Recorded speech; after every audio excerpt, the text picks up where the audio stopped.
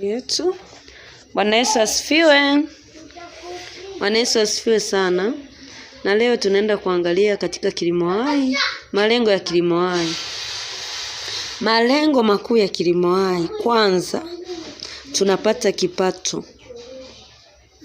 Tunapolima kwa njia za kilimo hai, tunapata kipato, tunapata kujikimu, napata fedha.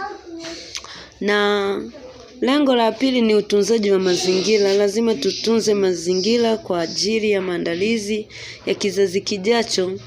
Lakini lengo la tatu ni umoja.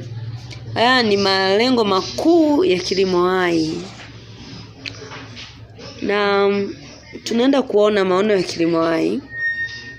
Maono ya kilimo hai. Kilimo hai kwanza ni aina ya kilimo ambacho hakitumii mbolea za viwandani, hatutumii madawa ya viwandani, tunatumia mbolea vunde. Lakini tuone hatua tatu za kilimo hai.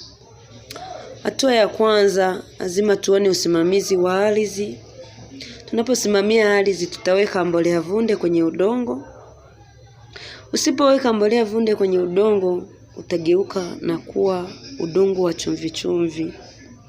Lakini hatua ya pili, tunabadilisha mazingira ya shamba na kuhifadhi viumbe mbalimbali, viumbe hai ambavyo Mungu aliviumba, tuvitunze, tuvihifadhi.